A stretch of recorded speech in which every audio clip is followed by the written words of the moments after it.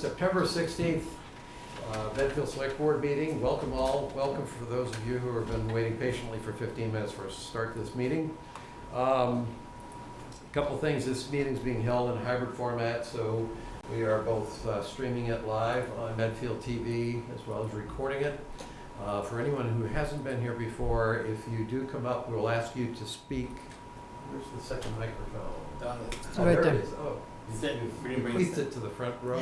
It's the Bill Massaro honorary microphone that he normally guards jealously, but it's there on the front seat, or the microphone at the lectern. When you use it, you won't hear your voice be amplified. It's not here so that we can hear you better. It's simply picking the audio feed up so that the Medfield TV viewers can hear it. So it won't sound like it's doing anything, but it really is.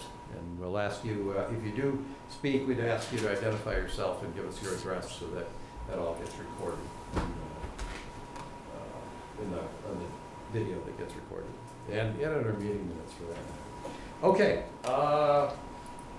for a minute here, I'd just like to take a moment to recognize the service of our service members across the globe to protect our country. Take a minute. Thank you. All right, I think we are ready. I believe we have not I've got to open the public meeting, but I'm trying to remember whether the public hearing had been open and we didn't close it.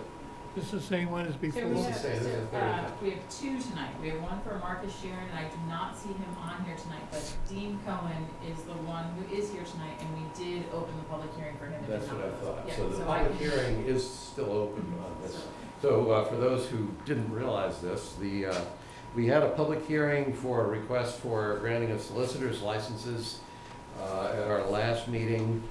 At that time, the applicants had not shown up, and they therefore simply left the public hearing open. And this is, I think, our third attempt at this particular request. So do we have Dean Cohen Yes, we do.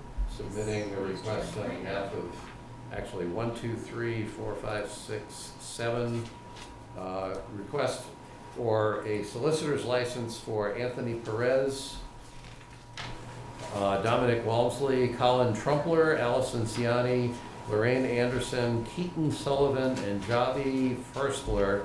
And I think it's also for Dean, right? Yeah, Yeah. yes. Yeah. Okay. Dean is on. We have him on? Dean's on here. Mike, can you put?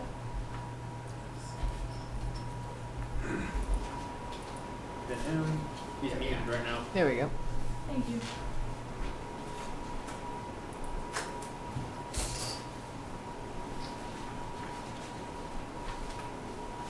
Looks like Dean's on.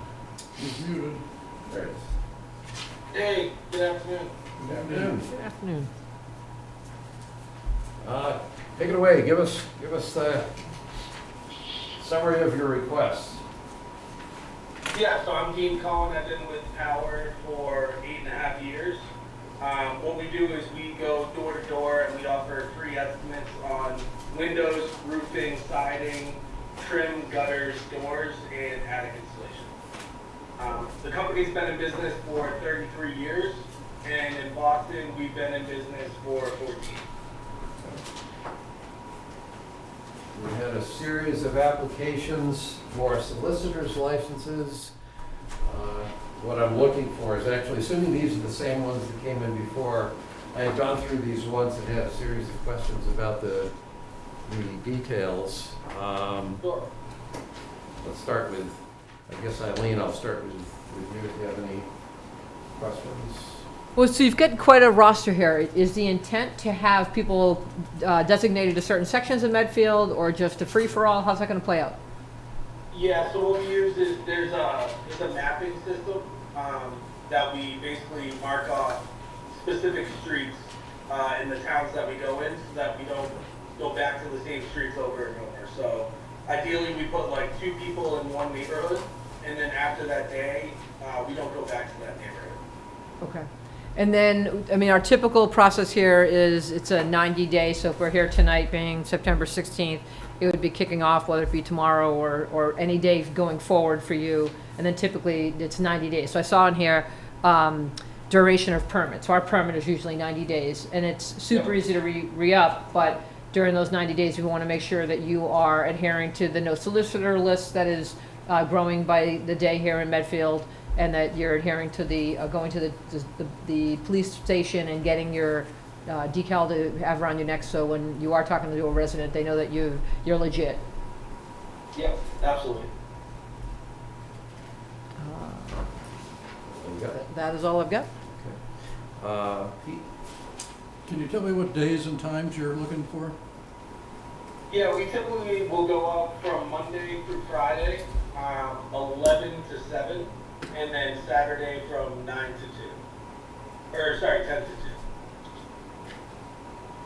2. And we have a new do not solicit list here in Medfield, so that Okay. you should get a copy of that from the police. I assume that that's where they get it.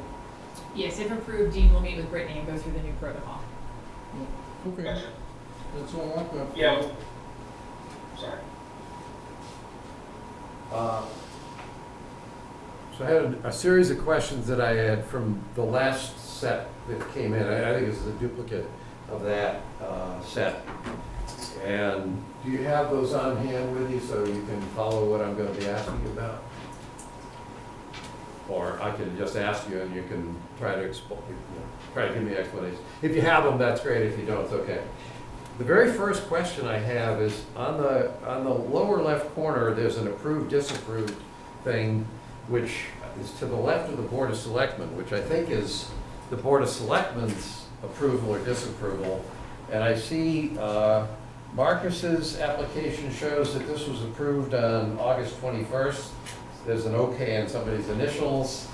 On, let's see, on Dominic Walmsley's, it says it was approved on 7/9/25 with no initials.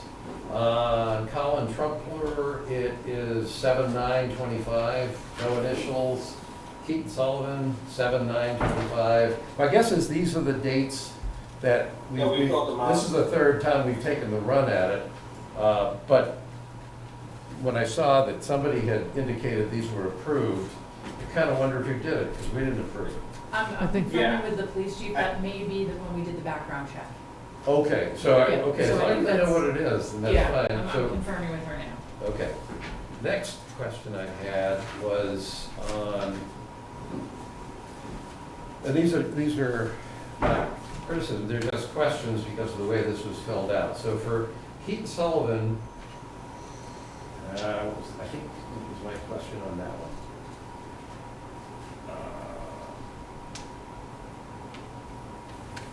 No, that one might have just been the thing down the bottom. For Allison Ciani, and this is it's just I'm trying to understand it. The Allison Ciani is from Charlton. Charlton, Mass. And I'm getting, okay, I think this one sounds like this might be somebody's daughter, the car's owned by her mother, because the owner of the car is Maureen Ciani.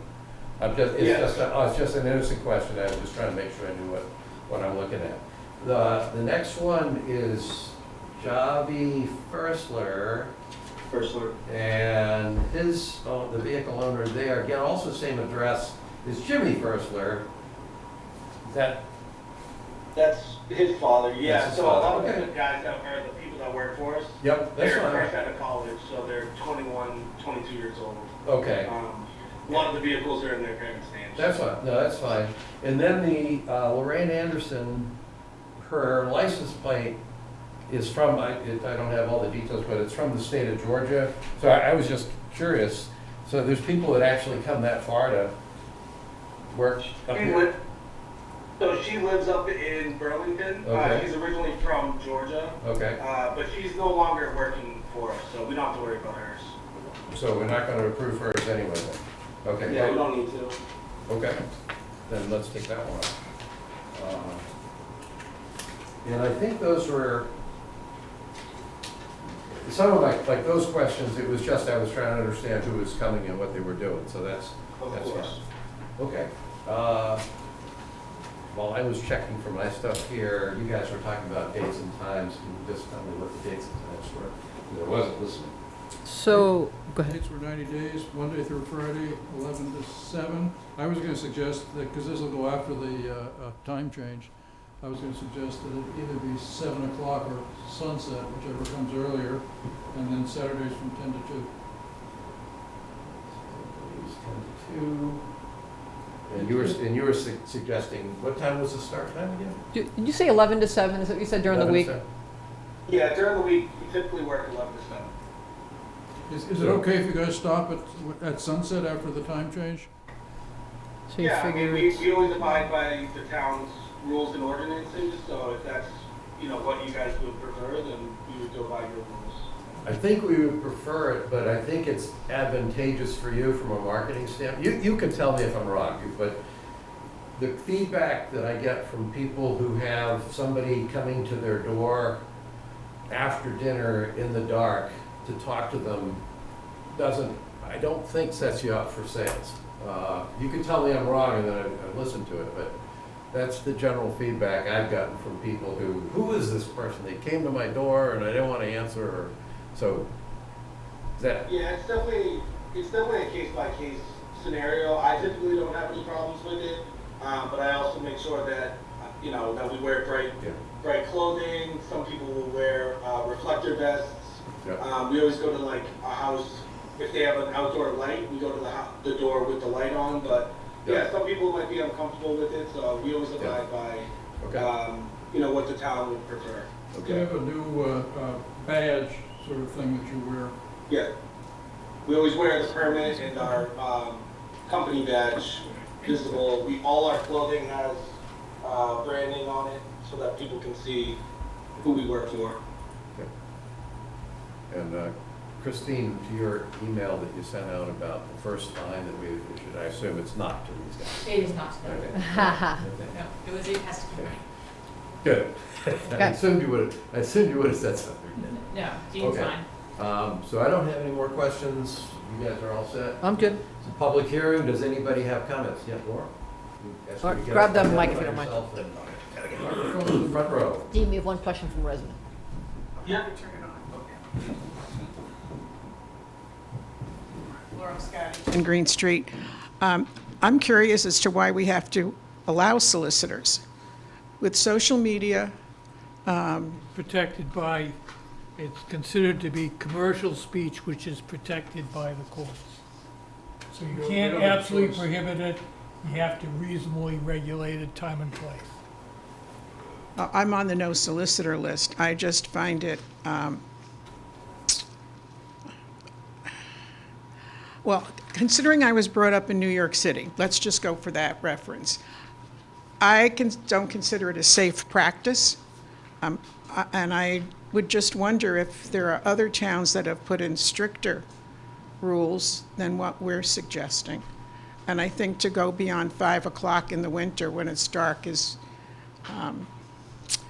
I don't think it's considerate of the people at home. I know I don't, well, I'm on the no solicitor, so I don't have to be concerned, but I think that going beyond 5 o'clock, particularly in the winter, is just not reasonable. We're going to end it at sunset. Thank you. So two things to your point.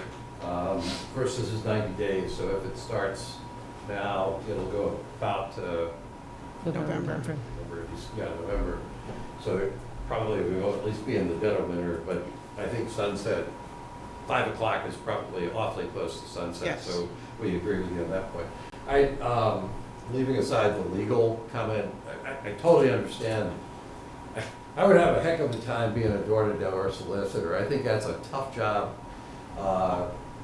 And the fact that there are people who do it and who I think in the case of power home remodeling, to the best of our knowledge, at least are doing, trying to do an honest, legitimate, respectful job of it. If there are people who are trying to earn a living doing that and they're offering something to people who want to actually contract for it, I don't philosophically have a problem with that. I sort of admire their perseverance, because my guess is your rejection rate is in the high, well, no, low 90s, and 1 out of 10 maybe says yes or I'll think about it. And then it's word of mouth. Yeah, and so I in defense of these guys, I admire anyone who's willing to do it. I sympathize with the fact you don't necessarily want people knocking on your door when you're eating dinner at the end of the day. And that's partly what we're trying to get at. It's partly your judgment to know when the most receptive times are to approach people. But Well, I think we've complied with what you've asked for with the time, even though we're not in the winter yet. Just a side comment, you're saying these kids are right out of college. Well, what you do takes skill and talent and knowledge, so how well are these people really knowledgeable in the product that they're selling? That's a great point. So I've been with the business for 8.5 years. We have an extensive training program. We teach them how to, talk to homeowners, make sure that we're not making people feel uncomfortable, how to answer their questions, and then they get a full training on the products that we serve. But at the end of the day, we're offering the free estimates. We're not the ones, like we have a whole different department that would actually come out, measure up their roof, explain the product. We're the ones that kind of set up the free estimates, but they do get extensive training from start to finish on everything that we do.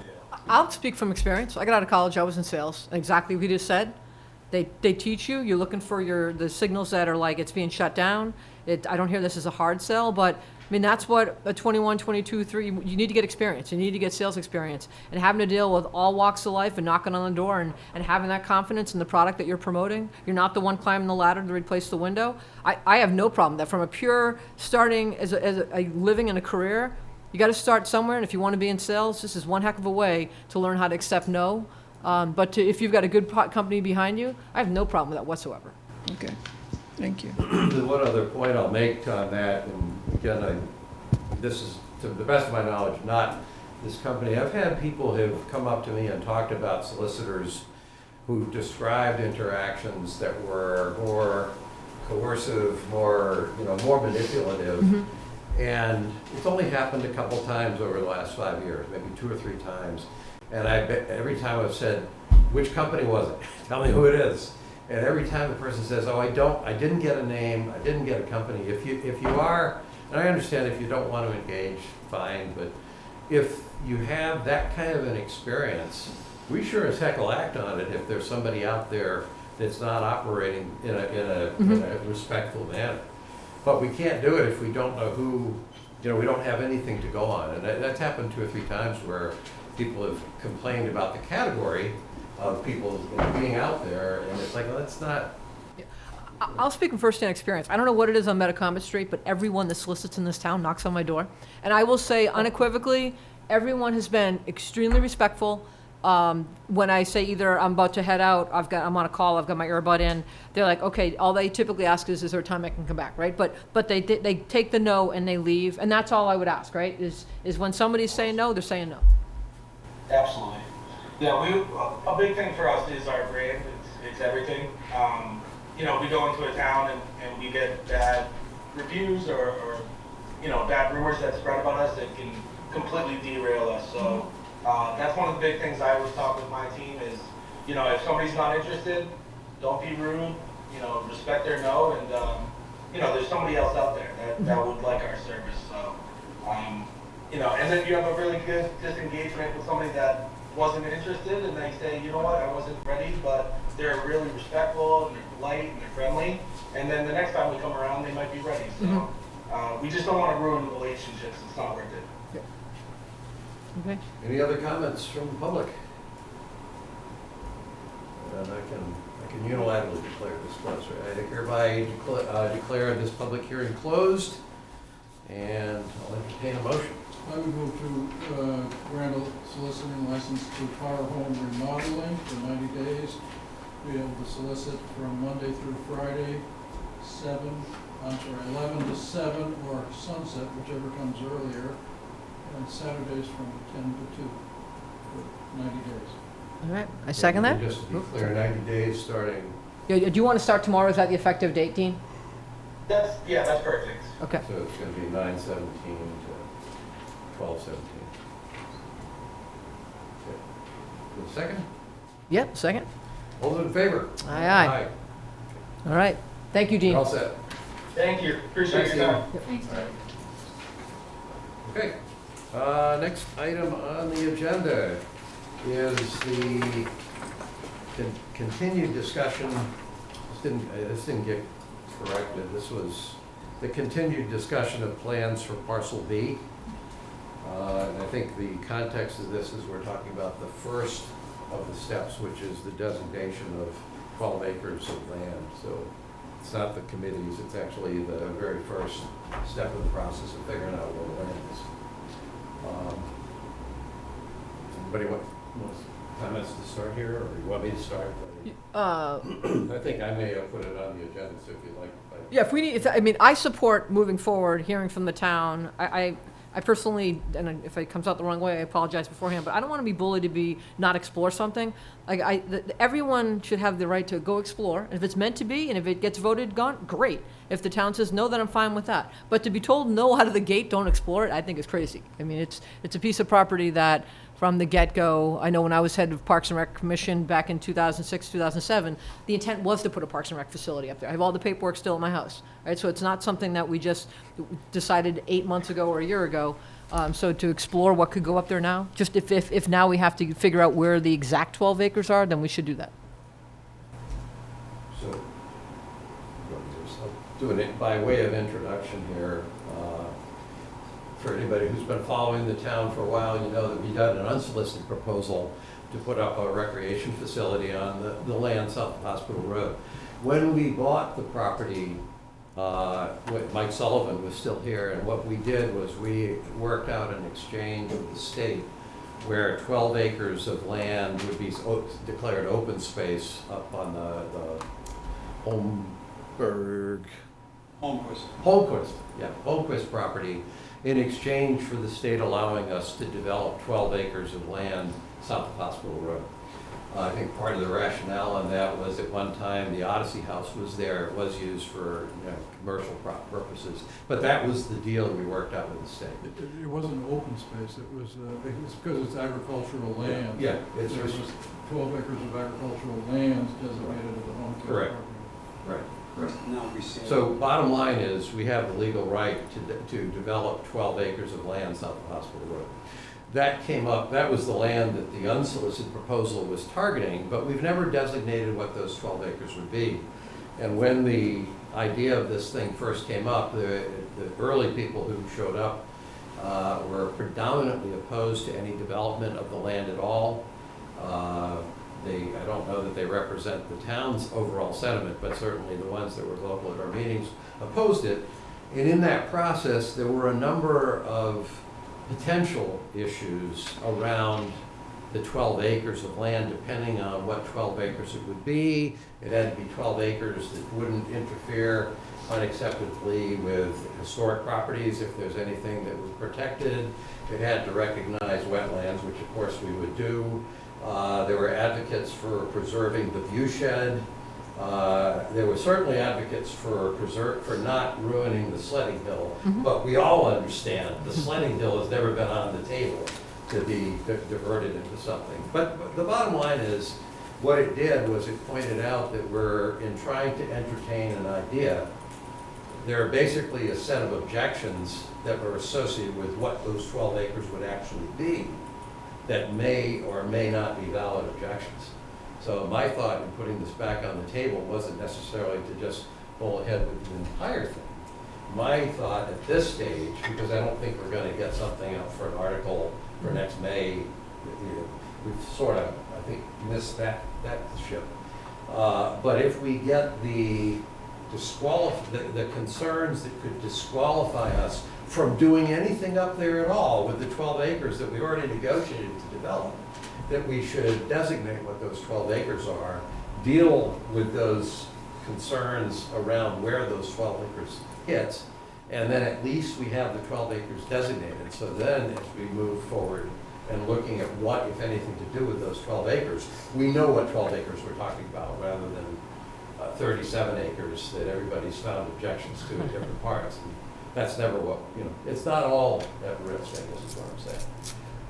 The way in the process that I had laid out, that first step of the process is a select board process, But it's a process that's gonna have to be informed by people who we're working with to do that. It's gonna have to get inputs from things like the Historic District Commission that raised some concerns, again, not categorically, but concerned about what might go there and what impact that might have on the property. So all we're trying to do is get rid, or all I'm suggesting we do is get the prerequisite objections out of the way, so we actually truly have 12 acres, and people can then look at that 12 acres and evaluate it, rather than have a hypothetical 12 acres and everybody's worried about what if around any land that's there. So that was where I think we would go. I think that one's one that we would then have to have a conversation around what voices do we actually need to make sure we're consulting. So as I said before, I start from a position of not being in any rush to develop that land, because I think it's only going to get more valuable, and I like it as open space at the moment. I think once the hospital is developed, the town will have an asset that'll have a lot more value to it. I guess I don't mind looking at options and talking about it, and one of the things that's been occurring to me is that we still don't have, there's that size of housing in town that we just don't have, which is like the 1,200 square foot house. And maybe if you're gonna talk about building on 12 acres, maybe that's where I've always thought that the Arboretum should get rezoned so that that could have that kind of dense little village feel of small houses that could be for seniors or millennials. And I'm thinking that maybe that could be a use for that 12 acres on the south of Hospital Road side too. So the other thought that I have as we're talking about it is that depending on the use, it may be different 12 acres is the problem. I mean, I know that, the people that came to us about the basketball facility cited it up near the road. My preference would be to site it down near the railroad track, anything that gets done, so that it's as far out of sight as possible, so that the viewscape is saved and the interference with what I think of as the niceness of that spot is interfered with as little as possible. So I start from the preference of, as I say, of not having any need to rush to develop it, and secondly, that if it is going to get developed, I would hope that it's the land that borders the railroad track. So to your point, Pete, I have pulled back on this simply to figure out what those 12 acres will be. Your concerns about timing of development are valid concerns, but right now, we don't even know how to deal with that because we don't know what land we're talking about. One piece, I certainly think that land down near, I think if you're saying down near the railroad tracks, you're saying well away from Hospital Road. Like you're going as much deeper. as possible. Yeah, and the Far only, from the only, Hospital Road, yeah. And if that's, Very pretty land down I'll there. be, if we can find 12 good acres, the real issue is, can we find 12 good acres that's developable, that fits within all the constraints that people put up? So I think that's absolutely on the, as an option. I don't really care. I care about 12 acres. I don't care where the 12 acres are. I think my sense was of the people who were concerned about viewscape aesthetics as opposed to people who want to go to the top of the hill and paint an undeveloped field. The message I took from that is they would like to see anything done be down in the lower parts of the land to where roofs don't get up too high, so that would support your idea. The only concern that, I don't have a concern, but the only concern I have around what has been said about that before is when that site was evaluated by the original Dale Street School Building Committee, they rejected it outright because of the length of infrastructure that needs to go in to get there. So that's a pragmatic consideration. It's not a technical deal killer. It's just that when you go all the way back there, I think they were Increased costs, I yeah. assume. And so that was the one concern. There may be smart ways to connect in through different directions. I don't know. So how do we go about doing it? Who's going to determine the 12 acres? Well, I think, I mean, we have, if this is even an idea that you want to do, Mhm. I want to do it, sounds like you want to do it, Pete, sounds like you're willing to do it. I actually think we need to sit down and figure out who is it that we need to consult with to figure this out. I don't think we're going to pick out 12 acres. Right, that's what I'm saying. I Christine, think- do you know where we go, how do we start with that? And you're gonna have to engage an engineering firm, I mean, there's going to be some costs related to this, so. Maybe that's the best way. I was originally trying to get, maybe that's the better way to do it. Yeah. So we charge them with identifying 12-acre parcels. Alternative, maybe we'd like 3, Yep. that they could come back to us with on what would be 12 acres that, to the best of their knowledge, stays within water, wetlands restrictions, conservation restrictions, any Yeah, I other. think you can give them a series of constraints, Okay. and they can develop alternatives for you. Okay. We will need an appropriation for this, but I think this was unexpected when we developed the budget last Mhm. year, so I think we can go to the warrant committee and ask for a reserve fund transfer. Okay. Let's do that. I mean, this is me Yeah. trying to put something back. It's gonna take time, so to Yeah. Pete's concern, this isn't Yeah. something that's gonna happen overnight, so Right. we gotta start rolling the ball, because, again, it's this whole doing something for Parks and Rec, it's Right. just, it's ridiculous how many years nothing's Right. happened, so. Like, when it gets built, at some point, it did not happen overnight. Right. That's And for to darn Pete's sure. point, that's, I'm on board with you saying, all we're doing right now is we're figuring out 12 acres. Yep. What we do with those 12 acres, for what purpose, for what timing, we can, at the point that we know we have 12 acres.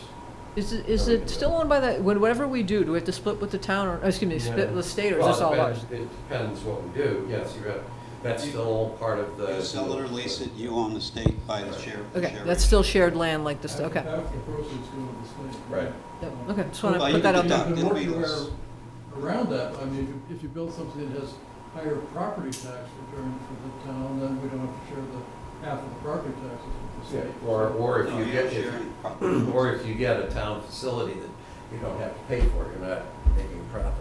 Okay, So the problem with hiring an engineering firm to do this is that they're gonna immediately, I assume, ask you, well, what do you want?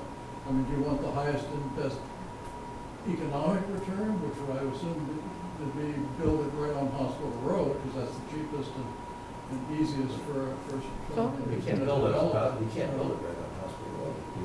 That would take off the top of the slate.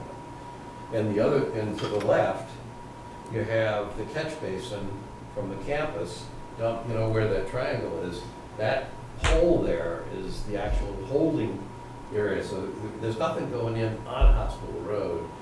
I would think the closest we would get is in the general vicinity of the Odyssey Hospital. And then you're suggesting going all the way, and I haven't looked that closely down there, but if it's nice land, It's not wet down there. I mean, it gets wet when you go over towards the baseball fields, but that's a pretty good drop off, so. I would think that would, A nice stone Yeah, it wall says- around the field and the woods up against the river. until we have them look at it, I think. they can ask us whatever question they want to ask us, and we'll come up with the answers for it. Well, and if we show them what land we own, right, that's a starting point, we know what we own, and then what's already technically being used, this baseball field, softball field, lacrosse fields, Well, that's outside of this, so we're not even going to the backside of that? yeah. Okay, No, this is, yeah. okay, so This is- strictly to the right. This is on the right. Okay, strictly to the right, Yeah, it okay, doesn't include anything on the right. okay, just wanna nip that. Yep. There are firms out there that their emphasis is land use and planning, so that they can bring some creativity to the process. Mhm. Good, Yeah, I think give you the highest and best use for the land. Well, they will tell us. Not necessarily, The firm is going to do what you ask of them. right. So you're gonna set the parameters as Yeah. a select board and ask for multiple different options, depending on what constraints you want I to mean, look at. what the Medfield State Hospital Master Planning and Reuse Committee, or whatever their name was, did was they went out and talked, they put out a request for interest or something, and they got people to sort of respond with different suggestions and ideas, and then they went around and talked to a bunch of people to see if they could find some sort of ideas that might like a campus or something for some business or something, put Microsoft campus in. But there was just a lot of brainstorming that was done for that, before they went and hired somebody to come up with a plan. At the end of the day, we know what's up there today, right? To the left of it, you have a large Parks and Rec activity, right? So, I mean, to put anything to the right of it, we have to acknowledge what's to the left of it. So, I mean, even if you looked at trying to do homes, can you imagine doing homes right on top of where all the baseball and lacrosse are? Yeah, I mean, Not reality. if we didn't have 37 acres, have to figure out where 12 acres sits. Yeah. If we had 12 acres, we would be having studies about what alternative uses do we have, and what does the town want? What's the best benefit to the town? I don't think it would purely be economics necessarily, but certainly highest economic value in terms of economic return would be one of the things we want to look at. Mhm. So I don't think there's automatically a problem with trying to get to the 12 acres that threads all the needles of the objections that were around things that could be a problem in that 37 acre parcel. I'm just trying to get to the place that's 12 acres that's not a problem for all those kind of peripheral reasons. So we don't beat this to death. The intent tonight is to set aside 12 acres, to figure out to find it, That's what I'm proposing that we commit to doing. I Okay. think Christine's idea of how to move forward with that makes sense. I was originally thinking, this is not a public participation thing, it's like bringing the stakeholders in, but actually, as you suggested, that makes more sense to me, that you have the technical analysis that takes a look and says, here's where we would find 12 acres. Mhm. Maybe, Pete, to your point around what the purpose is, if we asked for, 3 alternative configurations, along with your assessment of which ones would be particularly suitable for what kinds of uses, I would be on board with that. That could be interesting, and then we still have the issue of moving. Maybe some of those other committees aren't quite the same committees, because this assessment gives us some sense of what could be done or what might optimally be done in each location. It may be more a matter of having a little more structured assessment of the alternatives. I'm fine with that. So as I said, I like the idea of wrapping in thinking about the Arboretum 12 acres at the I same don't want to do time. that. Oh, God, no. Actually, because I don't disagree with you, Pete, the Arboretum was the piece of property we were told not to sell right away. Right. Because to your point, that will be worth a whole lot more than the hospital part. That part there, I'm absolutely in agreement. And we've been on the same page for that for Well, 2 years, probably So longer than. If we are going to use it, we need to look at the zoning and see whether or not, because it's zoned for very, very limited use, very, very Well, low yeah. density. And I think that, well, to me, I don't mind, as I've said, high density at that location, because what I value at the hospital is the open space that surrounds the areas that are built up. And so that little 12 acres, I don't mind if it gets built up like a little village. Are you saying something different than what was in the reuse plan? Because that was high density. That was high density. No, it wasn't. It was about 19 acres, I think, Right. in that area. It was very low density for 12 acres. It was mainly, the Trinity proposed reusing the existing buildings. Master plan was like 23 units, 23, is that what? my they were? recollection. I mean, don't hold me to the exact In the number. Arboretum? Yeah, it Yeah. was, I it thought was it was pretty much small. 19, but, so The we're close. main section of the lawn where the Clark building Yeah, was that was came nice. down, everything else that was left So alone. the other thing that I guess I would bring up is that I read, I think it must have been in Chris Potts's Medfield Insider this week, somebody was suggesting that the school building committee should look at building a park and rec facility at the current site and think about whether that makes sense to include that in the Dale Street School project. Steve Town. And I thought that was just an excellent idea, and so I'm But hoping at the this town will point- start thinking about that as well. At this point, I'm not suggesting we're talking about what to do with the land. At this point, I'm just saying, all we need to do. No, but If those you're are, on board those are with it. balls in the air that we should be keeping track of, But not- and we should be thinking about. Well, I That's think- all I'm I think saying. we already have been on that one, or at least some of us have. But all I'm getting at is this relative to this broad-ranging discussion, this is a modest Yep. proposal to simply identify 12 acres that can be developed. And if there's a couple of alternatives, well, so much the better, because then maybe we could have a more interesting discussion. Okay. Bill? Bill Massaro, Evergreen Way. So I sent you maybe a month ago all of the historic investigations of what's in the soil, what's there, everything else. So I sent you copies of that. You ought to make that available to however you decide to go with this.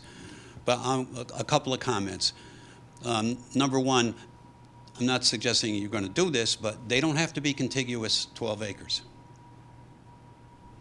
Nothing that said, it's nothing that says, well, listen, I negotiated That's a good point. the closure on this. So that's 12 acres. It's 12 acres. You could pick those 6 over here, 6 over there, 3 over here, 4. I'm not saying you want to do that, but when you go out to look for an alternative, and to make it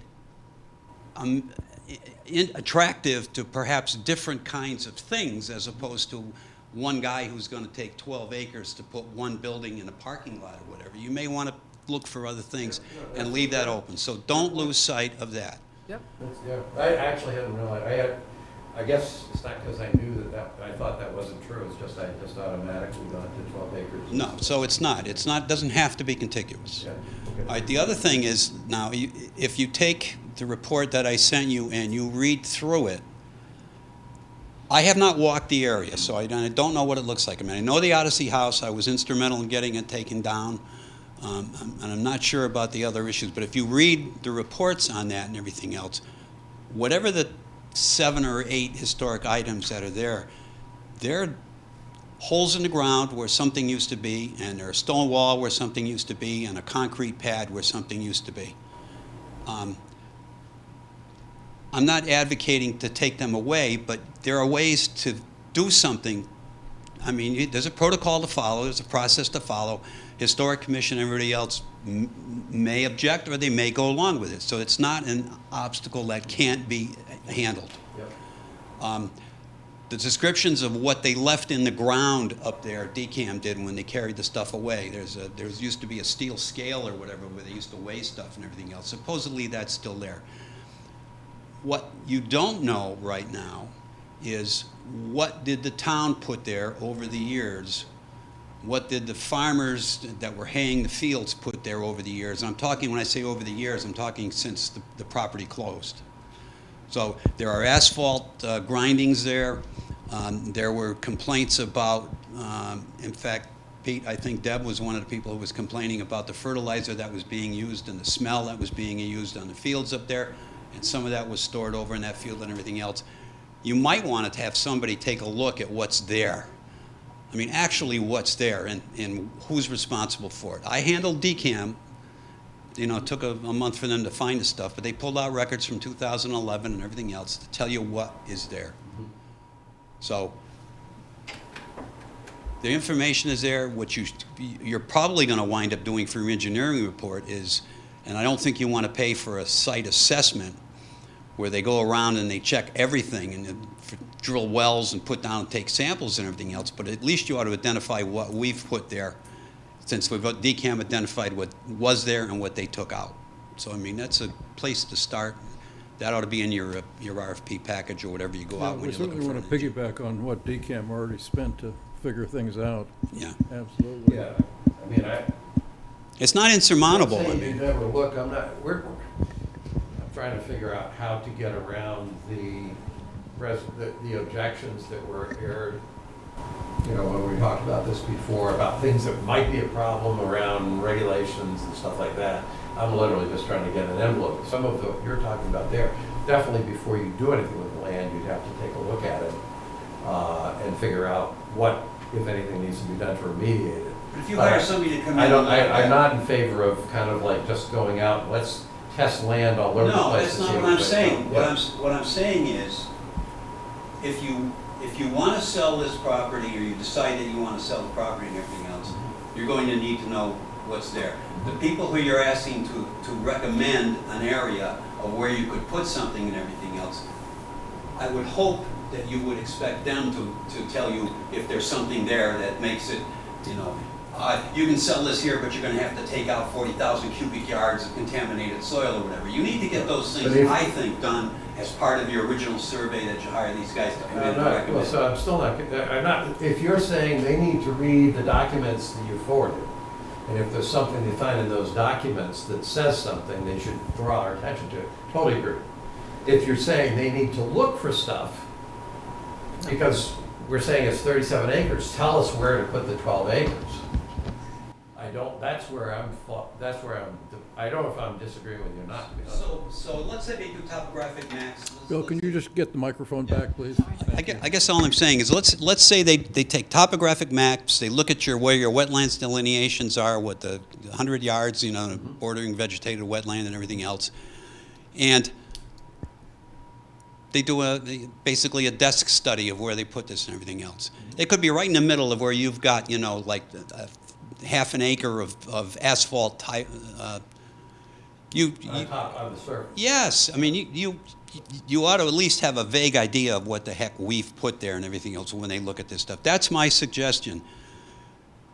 You're talking about the value of the property, you're talking about a piece of property and everything else. I've given you an opportunity to open up the area where the historic stuff is, so that whoever you bring in to pick an area doesn't have to necessarily worry about that. They'll just lay out the protocols for going there and everything else. I can't believe that you'd say, go pick out another area somewhere and then find out later on that you've got issues there. And I'm not saying you have to spend a ton of money to do it or anything else, but I just think you need to get a good firm to go out there and look at the property, walk the property, and make a decision that say, this is a good area, this is a bad area, this is an area that we don't know what's there because you've got crap there. Okay, I assume if we're hiring somebody, they are going to do just a desk study of paper, that they are going to show up and they're going to walk. Well, again, I don't know. I think there's a difference between walking the property and what I think, Bill, like you're saying, is you want an environmental study done, and that we don't have. No. I'm not looking for an LSP to come in or anything else, but I'm just looking for what somebody would do if you asked them to go, if you asked them to go to check out a piece of property. I would think the narrative would be, anyone that we would hire is, here's the history of this land. Here's what it looked like in the late 1800s, mid 1900s. And so some red flags are going to pop up if there was a cemetery there, if there was needles and all sorts of stuff buried in certain areas. Certain areas at least need to be conscious Yes. of, but at least then come back and say, this could cost you more because you need to do the following. That's what I'm saying. You have to get to that point where they come back. I don't think we need to spend like crazy environmental dollars, Right. but if we can give them the narrative and then they start looking at it, they might say, based on what we've read, what we know about this area, this would be plot A because of the following. And then to the idea there could be 6 here, 4 here, 2 over there, Yes. that's going to potentially allow us to avoid Yes. some of those areas. Yeah. So, That's what. okay. When you were talking about asphalt grindings, yes, you'll walk on the ground, go, there's a pile of asphalt here. Like, yes, that for sure. But see, I you want don't know big that. 10-foot trenches. It's up to us to give them the narrative. Absolutely. Send somebody out there blind, and then they come back and we go. It's like in the old days when I would do stuff with Kodak and say you can't use the word great, and every ad campaign that came back that we spent stupid money on, the first word would be great. And I'm like, I just paid you money. I told you you couldn't use great, but they did it anyways, right? So that's why if we tell them not the following, it's up to us to make sure we give them the narrative, and then they need to come back and follow that narrative. All right. Tracy Hogan, 20 Hospital Road. You keep omitting from this discussion that you want to place development right on the Bay Circuit Trail, which is a major hiking trail We can move in the Bay Circuit Trail. Massachusetts. The Bay Circuit Trail thought that we had made a commitment of 37 acres, so a trail could be there. That absolutely never happened.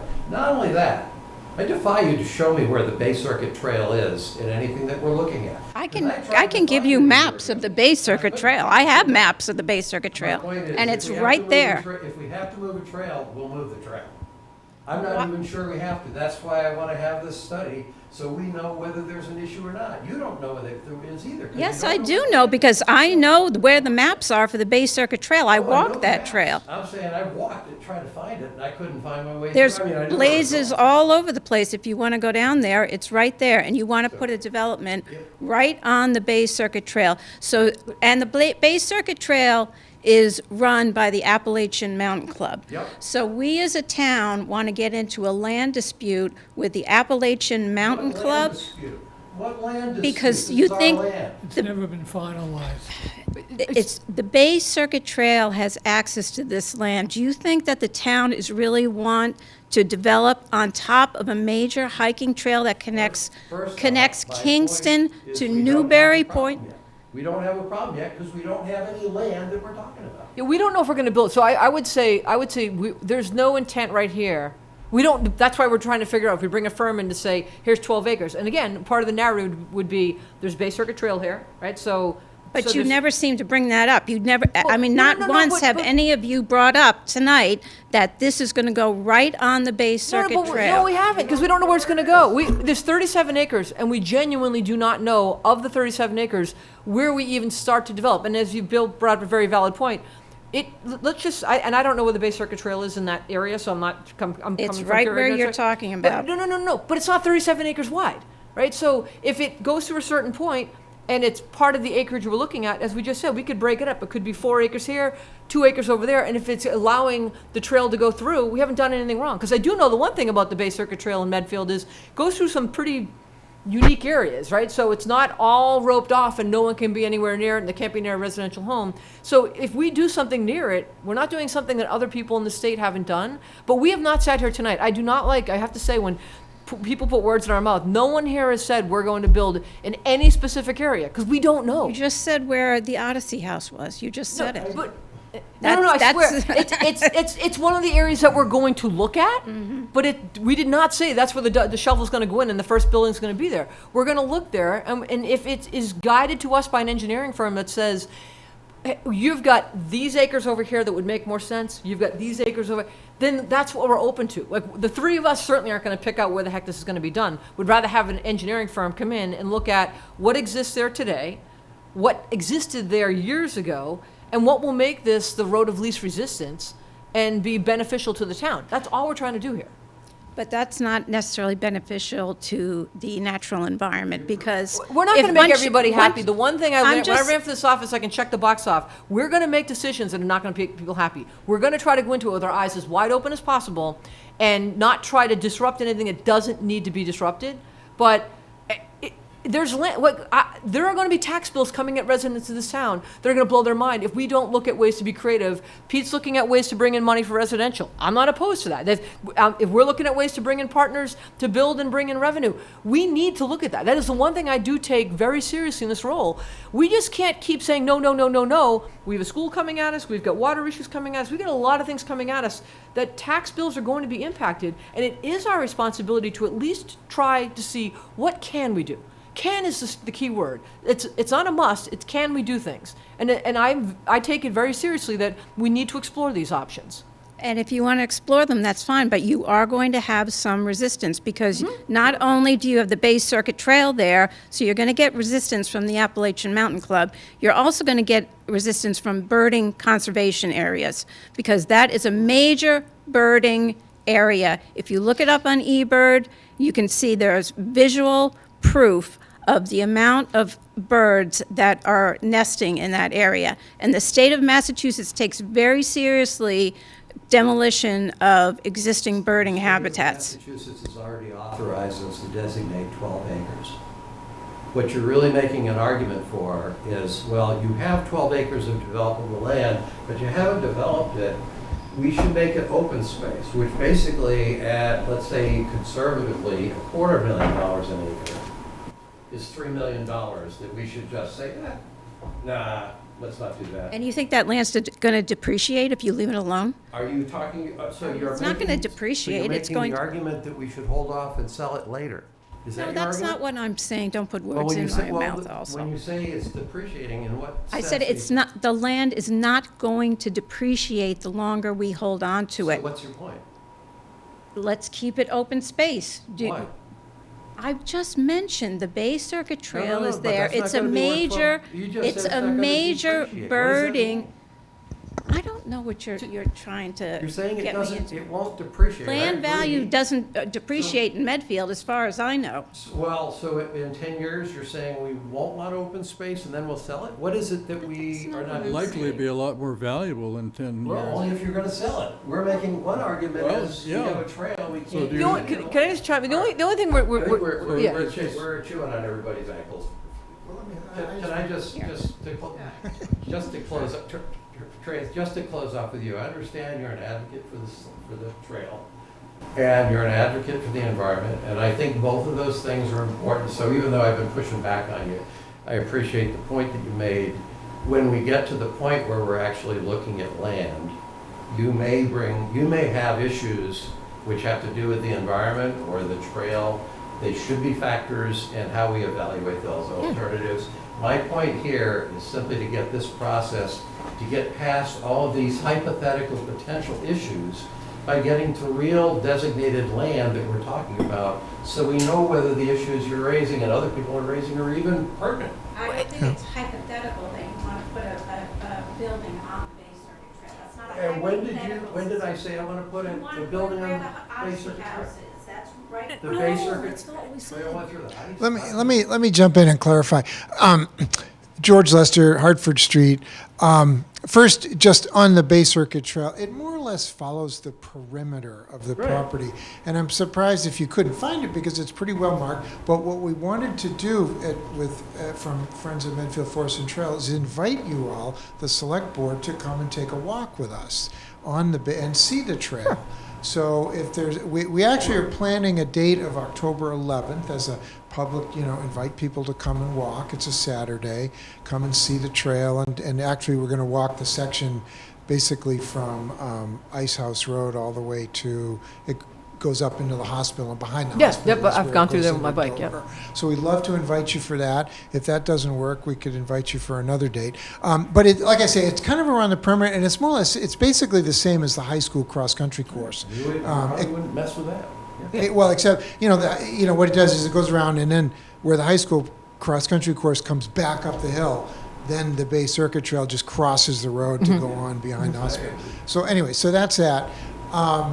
The next comment I wanted to make was just, like you said yourself, the original concept was out of the 37 acres, you had this one section where it was essentially, it had a footprint of development where the Odyssey House was. That's no longer, but it's essentially an area of disturbed land. I don't know the exact square footage of the amount of disturbed land, but I suspect when you bring in a consultant to study and recommend potential land uses, that would be where they would recommend developing something. And I would just urge that, and I think, what scared people was the other proposal, they showed the picture right on top of the sledding hill. And so I understand, a consultant will come in and help to try and, pull all the information together and make a logical recommendation. I would just encourage you to make sure that in that process with a consultant that they open up time for, a listening session or public hearing or whatever you want to call it, to hear stakeholders. Like you're talking about threading the needle with all the different objections, create an opportunity for people to come and express to the consultant what the considerations are. And the only other thing I'd bring up is that, I feel like it's the issue that keeps getting pushed off is the siting for a park and rec facility, and it's almost like you need a separate board or group or study committee to look at sites in the town for a park and rec facility, and not. I feel like it's setting them up for potential failure or opposition if you go down a road where it's either Hospital Hill or nothing for a park and rec facility. I was at Dover, just had a grand opening of its new park and rec facility. It's right in the center of town. It's a repurposed old school building, and it's a combined facility with Council on Aging in Dover. So it's perfect planning, perfect location, so we look at, again, we've got other potential sites closer to the center of town. Also, we have the Council of Aging facility closes at 5 o'clock. Park and Rec says, well, they don't have a place to do programs after 5 o'clock. Well, George, we've been down this so many times. We've done This this. is a discussion It's about 12 acres, to figure out 12 acres that can be developed. To Pete's Oh, yeah, point, yeah, yeah. we haven't presupposed the purpose that will ultimately pursue. To Bill's point, we haven't even presupposed it's a single 12-acre continuous. That was something I'm just urging as a I wanna thank completely you for a separate couple issue things. Number to one, study a park and rec facility. George, we Thank you have- for something though, George, you just clarified something I assumed was true, which is any trail is on the perimeter of the land. We're not looking to blast trees or something for the fun of it. Undoubtedly, the land we're looking for is the part that's clear. Yep. I mean, I don't know why we would do anything. Well, that's what I'm saying, was- this is all hypothetical. When you have a consultant to study that, we can sit down and go over all that stuff, and I'm just saying, make sure that the consultant listens to all the concerns about the different. What I'm concerned, and what I would like to see as we do that, I am totally in agreement with stakeholders who have specific concerns.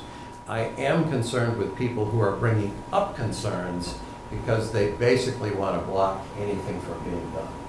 If some of the arguments were, this is beautiful land, it needs to stay Now you're making open. accusations that are. I'm raising the concern of the Improper motives, and that's, and I don't think, we're just, I fully recognize the 12-acre deal with the state. Okay. And I also recognize that, you know, if I'm a consultant looking at that land, you're gonna go like, oh, well, here's this park that's already been chewed up because it had a building on it, and now it's just asphalt and whatever. That's obviously going, I don't know whether the footprint of that chewed up part is 3 acres, 10, I don't know. Maybe Bill probably has a better sense, but, so I assume that whatever the consultant ends up recommending, it's gonna be formed around that. I'm not assuming that. So- Yeah, we can't make any assumptions. We, No, so I fully get it. The idea of, because that was our biggest complaint at the previous meetings, was you weren't telling people what 12 acres are on the table. So I That's what totally we are appreciate Yeah. that's what you're trying to That's what do. we're trying to do. we've come full circle in this Can we- discussion. I'm going to close this because I think. Can I just add one thing?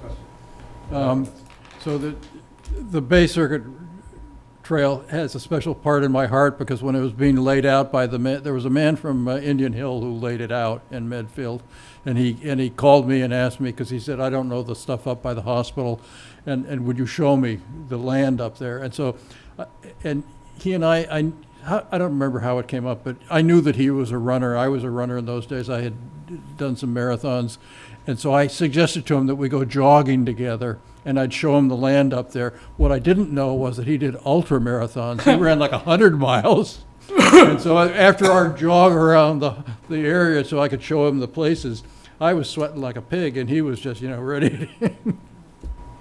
I get one question online from Chris Potts asking if, when I referred to the stakeholders of Parcel B, who are those, please define.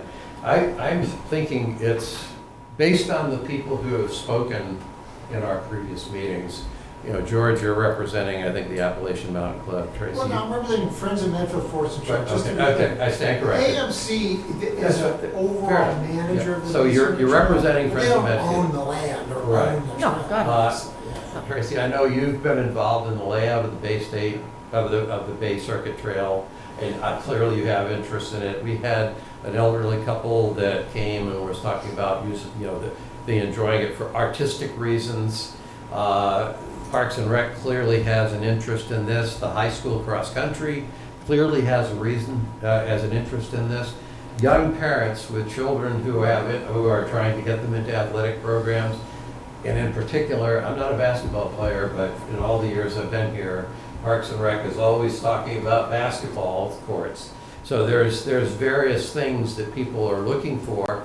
There are conservationists, the Historic District Commission has viewshed things. I'm talking about, as many of the stakeholders as we can figure out. I'm not guaranteeing that every stakeholder is going to get everything that they want. Right. I think it's reasonable to say we're going to do our best to make sure every stakeholder has a chance to provide the inputs into the considerations and constraints that they would want any engineering firm that we hire to help lay these things out. They take those things into consideration. All other things being equal, I think Eileen said, we're not trying to, we would like to satisfy as many people as we can. But this seems like the one logical step forward that puts a real piece. The reaction to the proposal that was there, that was because the poor guy didn't know where to put his thing. He just plunked down a picture of a building in that general, he didn't know any difference between one area there. We didn't tell him where to put it. Like, he was just like, yeah. I think he sort of knew not to, somebody must have told him. he was "See, or go to passionate about the site." sledding hill. He wasn't Yeah, even having the he building is. there. The parking was at the top of it, where people park today to use the sledding hill. So there was never any structure anywhere near that. And to this day, that's not our intent, to put any structure near that. So as much as you may not all be happy with everything that I had to say or that we had to say, I think we have a path forward to simply getting to the identification of 6 acres, or 12 12 acres. acres. Yeah, 6. 6 and 6 makes Compromise, 12. we're gonna split the difference. No. No, I think we have a path to getting to that point when we actually know what we're dealing with, or perhaps what options we're dealing with. I think we'll be able to have a more constructive, specific discussion about what makes the most sense. That's all I'm trying to get to right now. I don't think we're gonna get to an article, I don't think we're gonna get to an answer of Park and Rec, even if that's what we ultimately wanted to do. We're not gonna get. Any comment from Mel? Any comment from you? Any question, comment, Mel? Bay Trail. Over 8 years ago, You wanna give them the- Representative came to the Parks and Rec and asked our permission to have the Bay Trail come through. And from my attending that meeting, as we've just heard, it runs along the perimeter and down the roadway to and through the parking lots into softball 2 and into the woods to Ice House Road. Good. So, I mean, if they had to ask our permission, is clearly, I think they had an idea of where it would run and where it would affect Parks and Rec programs. Certainly not running through the cross-country course or our fields, for that matter, because we run so many programs. Yeah, okay. I don't think it's gonna be a big issue, but. No. Just for completeness, going back to the time frame Mel's talking about, there was at that time, the Appalachian Mountain Club was not in the picture. There was a committee, Bay Circuit Trail. They had a representative in Medfield. It was an informal arrangement. He wanted to formalize it. I was tasked with that. Mike Sullivan was still alive at the time. There were at least 4 or so different town boards that had care, custody, and control of various pieces of property over which that crossed. I drafted a document, went to each of those boards. They tweaked it with that gentleman that was a representative and took separate votes. We prepared a document, which was a license agreement, submitted it, and then never heard back. So it's never actually been finalized. It's an informal arrangement. Yeah, I think it's fair to say that the Bay Circuit Trail is a good resource, a recreational resource. Certainly philosophically, nobody's saying let's get rid of it, we don't want it. Legally, again, let me just clarify. The Friends of Medfield Forest and Trails is the Medfield caretaker of the Bay Circuit Trail. The Appalachian Mountain Club essentially functions to coordinate all of these, like, I don't know, goes through, 100 towns. And they essentially function to coordinate it through all the towns. But the Appalachian Mountain Club does not own the trail or own the easements or Right. anything else. So I just want to clarify that And we did have- it is Medfield What's that? people who But we did have to meet with the Appalachian Mountain Club when they inadvertently. yeah, that was a volunteer who kind of goofed up and you know, that's what I've But been they hearing had- about that they for 10 had- years now. They've That's had to this come to town month. and talk to us. I realize they came and tried to patch up the differences, but again, I can apologize for the 1000th time for what that volunteer did, accidentally cutting the trail across, and he doesn't even live in town anymore. You know, he cut the town off a corner of somebody's lot. And again, everybody's so sorry about that. It won't happen again. But yeah, it's legally, it's the Friends of Medfield Forest and Trail. We manage it in Medfield. Yeah, I think I reacted, probably overreacted, as a decades-long member of the Appalachian Mountain Club. I've never found the Appalachian Mountain Club to be an organization that a town like ours needs to fear because of what they might do if we need to change a trail. If there was a need to change a trail, I would expect we would work, I guess, with you guys, with the local. But I would expect the Appalachian Mountain Club would work with us to figure out something that made sense if we were doing something. Well, just as an example, when the houses next to the senior center were being built, we just, the trail used to go kind of Right. behind there, come out the front. We were like, oh, whatever. Okay, so we just rerouted it to go down Ice House Right. Road, and then big fuss. We lost 100 meters of woods. Big deal. That's the collaboration. I mean, this is two ways. That's the collaboration I'd expect we would get from the Appalachian Mountain Club. But I also think that's a collaboration the Appalachian Mountain Club can expect from the town to try to find something that makes sense. We don't want to destroy the Bay Circuit Trail. We don't want to destroy the Charles River Link Trail. I use them all the time. Well, we'll send you information on our event October 11th. We'd love to have you come join us to walk the trail and see it. Okay. Can I just say Sure. one thing? Last comment. I do kind of dispute where it's saying that the trail goes around the perimeter. It doesn't only go around the perimeter, it goes right down the middle also of that landmass. So if you want to look at a map, you can see that. And also, just with these discussions, I think you really need to also put forth that, because this board of selectmen has adamantly said that there are going to be no sidewalks from the hospital property into town. So it needs to be said that people know that this would be a car-centered development, because if it's not safe for children to go from town on bikes to the hospital area, either on Ave Street or on Harding Street. So if you're proposing development up there, you really need to put forth that you are not willing to put any sidewalks there. There's good trails through the woods, though. I know kids that go from the center of town by Ice House through the woods, pop out the softball field, and they're there. It's actually a really good route. Yeah, if you need to put a athletic facility there, you need to put safe sidewalks. People can't, not everybody can go through the woods. But it's an option. To have and sidewalks to access the infrastructure that you're putting there. Okay, thanks. Let's move on. Next one is the continued discussion of the select board goals.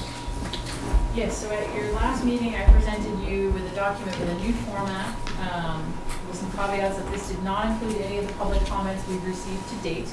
And then we put this together based on the discussion we had at our workshop back in June. So there was invariably going to be some things you wanted to add, some things you wanted to take off based on our notes. So we're looking for some feedback on that. What we'd like to do is try and get this to a point where we've incorporated all of the select board comments so that we can send it out to other board and committees for their review. And then we can start to receive that feedback. That's what I was hoping. All right, so what I was trying to figure out, I'm actually looking it up right now, is... Copy for you, and if you want an Oh, extra, good. if you want an extra copy for Brittany. Yes. Obviously what I did in Adobe is I inserted things, I couldn't delete things with the With the Adobe I format, had. yep. So, and then my Oh, you know what, I'm printer, gonna take that. my one back, 'cause printer, I it really- all worked out okay, but my printer started crapping out. It did, on me. that's why I just gave that one back to The Christine. third copy, I wasn't getting the nice, crisp, clean, HP, high-quality prints, color prints that I've come to expect. But I confirmed I could read everything, so you've got all the stuff.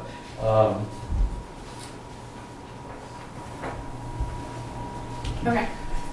How does everybody feel about the format? I like Feel it. about Going what, to the- Chris? To the Format. format? Yep. The Yeah, new the format's, I think, pretty good. Okay. Yeah, it's a simplified thing, and it's a little easier. I think in a couple places on the actions, I probably pushed for a little, the project management consultant in me pushed for a little more concrete.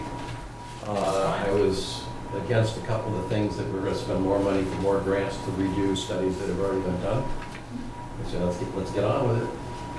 And the only structural thing was the very last area. I've obviously got a lot of comments, but the only structural thing I had was to support the Concom in the way it's worded, highlighting Medfield's natural resources. That's in the 6, which is the, I'm sorry, 5, right? it's, what did I say here? I said, should this go into goal 5? It is good. Messed that up. I'm Where is looking for the open space, no, So go to 4? 4, I think is what I meant, yeah. Under 4, under retain Yeah. character and identity. Yep, we'll take a Yeah. look at that on 4. You'll have to read through these, this We'll all read makes sense to me when I did it, but I think what I was getting at is that one maybe needed, not to get rid of it, but just to move it in a different spot. Okay, so what I would propose is I will update this document with your comments. If the two of you have any comments, if you can get that to me. Will do. And then we can incorporate a new draft and we can talk about that on September 30th. Okay, good. And because I gave you so many comments, if either you, Brittany, or whoever's going to sit down and just have a conversation about what I meant, why I was thinking that way. So if I have a question on something you have here, so I don't break open media law, do I have to go through you guys to ask him? Okay. Yeah. Okay. So maybe you and I can sit down with Brittany, go over everything, and then we'll be prepared for any questions you have. Okay, that'd be helpful. Okay, There you we'll go. do that. Because I knew that you would have significantly more input than myself, and I was like, it's kind of like what happened in our executive session. I'm like, let me see what you're going to comment on before then I can not duplicate one's efforts. And it took me a good part of the day yesterday, but I slogged through this stuff. And then the last thing I would like you to think about is, obviously, all of these action items cannot be completed in 1 year. So I think, based on all of the action items, once we finalize all of them, is determining which of those action items become your select board goals for this coming year. Okay. So that was the other piece I kind of left you with at the last meeting, is how you wanted to start moving these forward. Like a as- 3-column, 12-month, 24-month, 36? Yeah. I mean, because when I just look at your- town charter review, whew, that's a Right, doozy. That's one that will take some time, so I'm Is that a just. separate document? Christine? So I'm thinking it's a separate document, that the select board has goals for what year am I, 25 and 26. A separate document, but those action items that you're gonna give to the administration to carry out are coming from this document. So what we would actually be doing is reviewing all the actions that are on the final version and say, okay, who's got the ball for this action? Yeah, and when you want it done. Okay. Yeah, that's kind of what we've been envisioning as we move forward to the new format, but also happy to take Okay. feedback on that. I would, after we get our next version on September 30th, I would like to schedule one of our meetings for October for you to review the public comment you received and to invite the public to come in if they have any comments that they would like to do. So, Can I make a suggestion? If we know sitting here tonight that we're going to have a timeline, can we agree so that we all come back and say it's either a 12-month, 24-month, 36? So that when we look at these, that's how we're thinking about it? Or if we want something different, let's think about that right now. Instead of all coming back and like, oh, I had that for 24, I was thinking that was 48. It's like, okay, I didn't know 48 was an option. so in my head, I'm envisioning you're assigning tasks that you would like to see my office do. Right. So I'm looking at these in a 12-month fiscal year. What should we be working on for you now, Yeah. immediately, to address these? Yep. So I'm looking at it the first 12 months.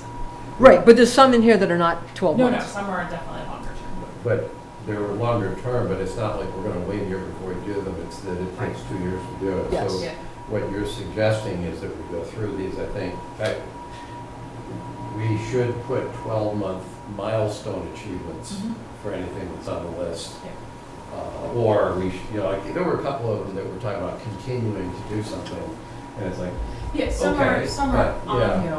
ongoing. Some are like, for example, annual review of the pavement management plan. Right. Mo comes in and gives you his Right. quarterly updates, but at one of those quarterly updates, you're gonna talk about the pavement management plan. We do that on an ongoing basis. Right. I'm looking more for like very specific projects that you'd like for us to begin or start that are based on this. okay. But on the pavement management plan, that's been in the back of my head, we created it, but I don't know that we've seen any input on it since the town created it. So, I mean, I'd like to see on an ongoing basis what streets are the priorities in town. And Mo usually gives you that when he does his quarterly update and tells you what he's planning on doing to keep our score up. It'd be good to get written stuff like that, like when he did West Mill. My brain went to, oh, I didn't think that street was so bad.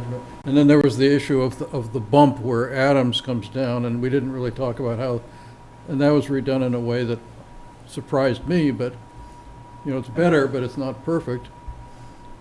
I expected it to be pitched the other way, Yeah, actually. I would, when we talked, I think at one time, it's a reverse pitch curve. Yeah, And I thought we had originally. you're talked still about gonna doing slide that, off but, into the, But you're gonna slide off more smoothly. right. But I can't go as fast as I want to, Gus. It looks like they shaved it down a little bit. I should have took it this morning, and I was like, oh, you know what? When I got to the Yeah. end and that funky little island that was just waiting to be hit by a car, blow a tire out. That's gone, but it looks like they did, you can see a little bit better They raised coming it around, up. it's not so blind. They But raised it up. Progress. I've tried that intersection a couple times, because it wasn't exactly, I thought it was gonna be narrower, more distinct 90 degree, and it's not, but it's like, I've tried it a few times, it's like, yeah, for some reason it works. It's less, it's not as constricted as I thought it was gonna be, but it's actually okay. Well, you know what it is like, everyone took their driver's test, when you get to the end of the road, you don't have the right to just cut over to the left. I mean, you get to the end, you know you should be taking a left-hand turn, not cutting the corner. The island created a false sense of, So I had the same reaction here, I thought the pitch was gonna, we're gonna have bank turns, and we can Grand Prix style riding down Westmore, but maybe that's, Yeah, can't slow down from 60. all right. Okay, so everybody will get me things prior to, I'd say September 27th, so that we can Okay. have it ready for you on the 30th to review all together. I put a reminder of myself. I'll send out a reminder. So Friday, is to get it to you at least before 1 o'clock on Friday the 26th? I would appreciate it. Yeah. And what we'll do is I can color code people's comments so you'll know where the Oh, okay, comments come good. from.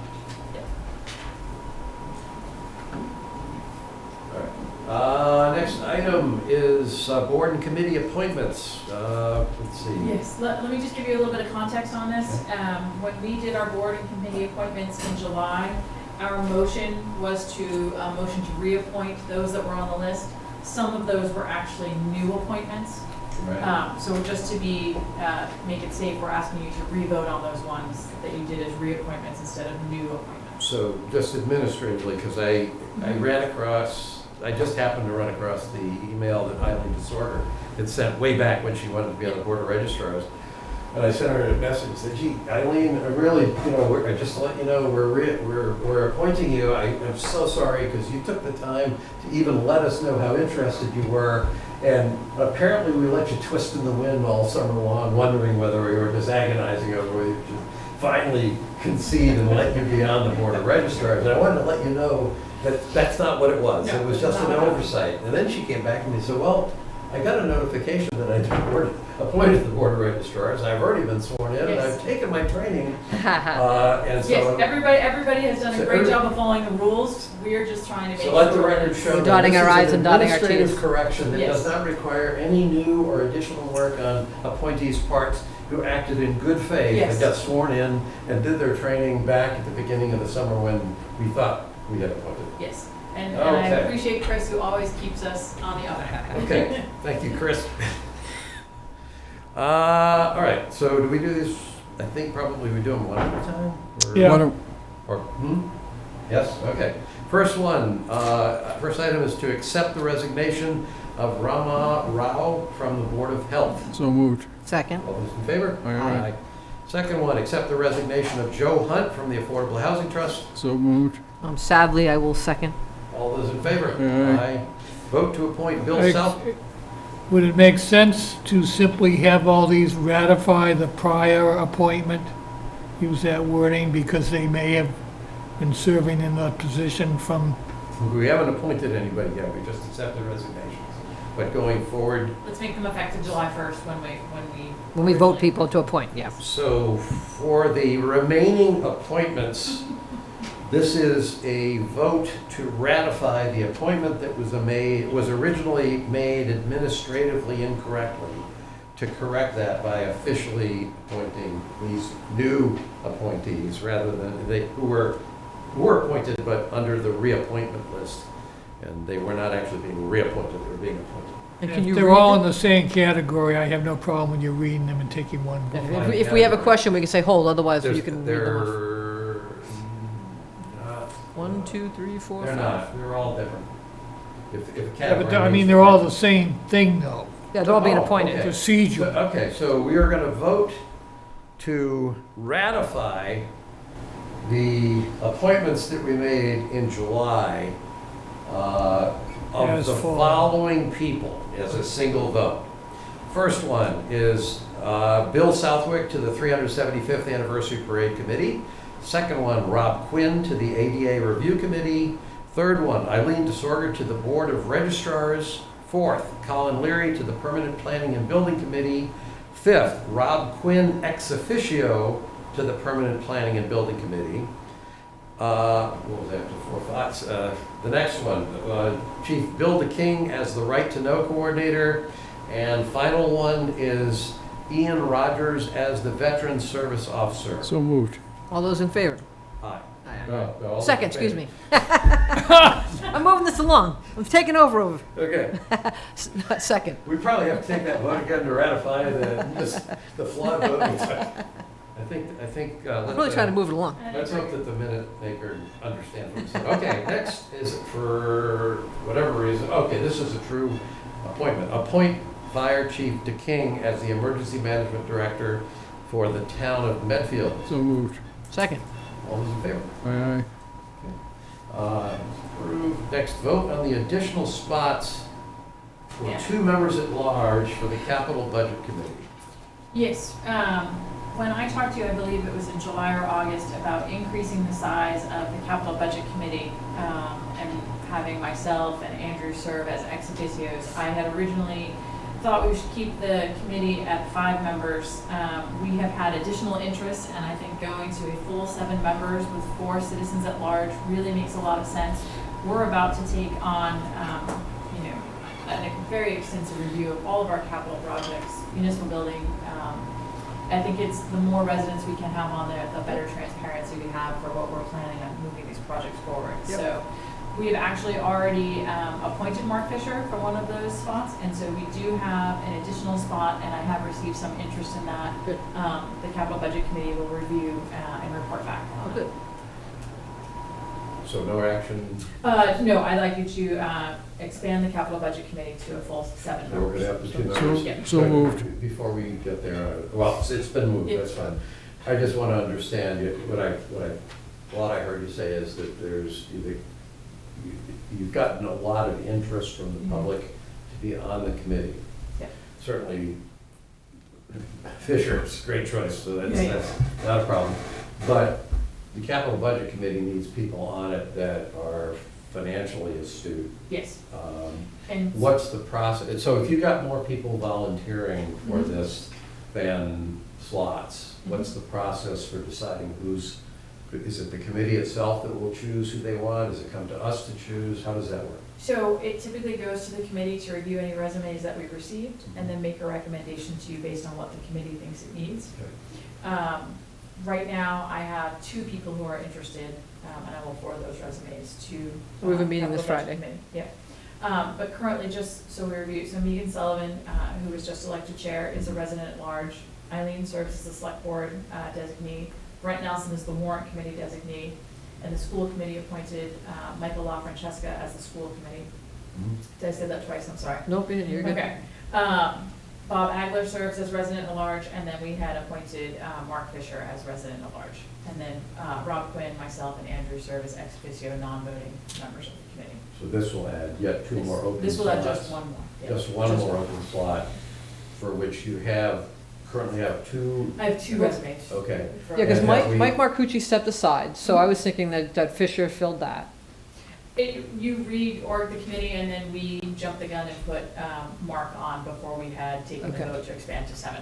Okay. So- It has that, have we advertised, who knows that those are, if we had a slot, who knows that we're looking? So it's been posted on our website, and I believe Chris has been Yeah, I carrying think it Chris did. periodically. Yeah. Okay, Um, so you're satisfied it's adequate, the town knows, so if anybody who has an interest in serving that wants to throw the hat in the ring, they can do it. We would give it 2 weeks anyway. Typically, anytime you decide that there's going to be additional spot on committee, we'll advertise it for 2 weeks on our social media and on our website, just to give anybody a chance who didn't know what we were doing, since Okay. we kind of did this a little backwards this time. So when this thing says vote on additional spots for 2 members, is one of those ratifying the actions that Mark have already Fisher's been appointed, taken, yes. Mark Fisher, that we've already appointed without actually, got it, so Yeah. 2 is the right number, Choose the right number. okay.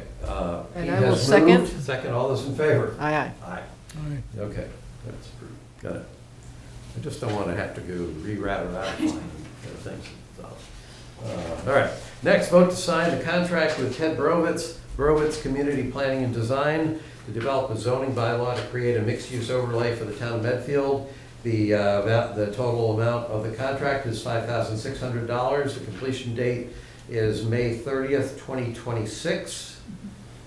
Any questions on it, Eileen? And I might comment, I think from reading the scope, this is a planning board contract. Correct. Yes. So- Yeah, and this is something they've been working on, and they didn't put it up for this past town meeting because so much was going on that they pushed it out to this They year. pushed it out, yep. Yep, I'm familiar with this. Any questions, Eileen? No, I'm good. Pete, any questions? Chris, is this for the downtown? It is the downtown. Yep, thank you.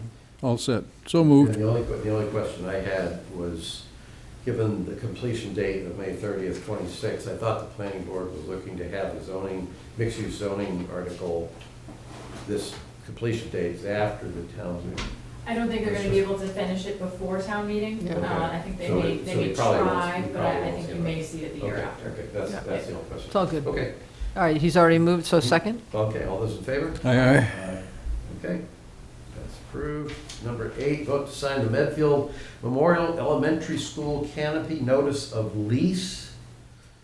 So when we originally worked on this project back in 2023 and Select came into you and we signed all of those documents, apparently we did not sign the notice of lease. So they're asking everybody to sign again. So that's why you'll see a date in there as of 2023 when we Was that one? first, yep. Okay. That's when it should have been signed that evening. And then, is that the historic drawing signature for me? It just had Gus Marlia's was my signature. I'll sign it with my full signature. Yeah, sign it with Okay. So moved. All right, second. All those in favor? Aye. Okay, next item, vote to sign the collective bargaining agreement between the town of Medfield and Medfield Permanent Firefighters Association, Local 4478, IAFF, AFL-CIO, for the period of July 1st, 2025 to June 30th, 2028. So moved. Second? All those in favor? Aye, aye. Okay. I gotta tell you, I read it just to make sure, and the more stipends and contingencies and special situations. Yeah, I think Eileen and Christine had it. That's right. Vote to authorize the town administrator to sign the combined participation form for the Purdue direct settlement and the secondary opioid manufacturer settlements. So moved. And just for anybody wondering what I just said, we have already joined in on the one major opioid settlement agreement. But when the feds reach agreements with other manufacturers, then these are basically the same agreements with the same rationales for us to sign them, but I think they're both smaller, but nonetheless. Actually, it's the state attorney general's. It's- That's right, too. It was a state, I stand Yes, corrected. and they Yes. did reach out to me today to ask when we'd be signing. Okay. For those of you who watched the webinar, they made it clear they would be contacting us every day until we signed. Okay, and one piece from the webinar incidentally was that it sounds like part of why they're pushing for that is the more communities that sign on, the bigger chunk of the overall That's settlement comes to Massachusetts, so. Yep. Right. Aside from what we were concerned about around town interests, it sounds like this is also sort of a good state interest. Okay, second? All those in favor? Aye. Aye. Okay, next, vote to sign a contract with Relevant Systems, Inc. for Board of Health agent inspection software. So moved. Second? All those in favor? Was that, We're good. you're gonna go with it? We're gonna go with it, and Charles River Health District covers the cost on this. And just to clarify, relevant is an A, it's not like relevant, it's a play on spelling, so that's not, it's RELAVANT.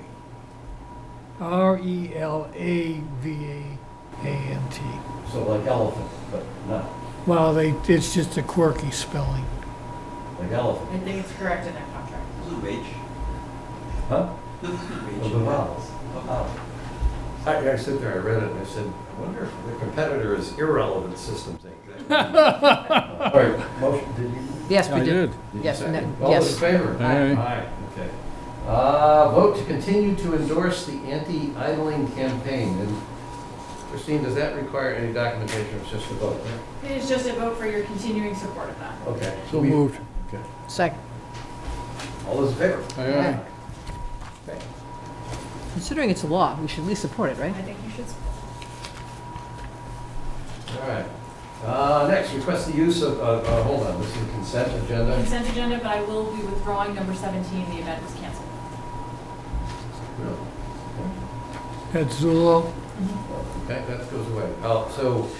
First one, request the use of the MSH North Field for cross-country races on September 17th September 24th and October 8th. Time would vary between 4:15 and 5 p.m. Might point out that's the Dover Sherman High School that That is requested Dover that. Sherman, yes. Next, request to approve the block party request for Emerson Road near the corner of Emerson and Tamarack on September 27th from 4 to 8 p.m. Next, request to post signs to advertise the Medfield Foundation Angel Run, which will take place this year on Sunday, December 7th. Dates requested from 10:19 to 11:07 at the transfer station and North Main Sidewalk, from 11:30 to 12:07 from the North Main Sidewalk and Route 27 South. Next request is to post signs to advertise the annual Wreath and Amaryllis Bulb fundraiser for the Medfield Music Association at the following locations: intersections at North and Main, intersection at North and Main, Route 27 South Street, and final request that survived the edit is request to post signs to publicize the Medfield Music. Wait a minute, this is The the Wreath. same one. That's the same one. Oh, same one. Okay. Yep.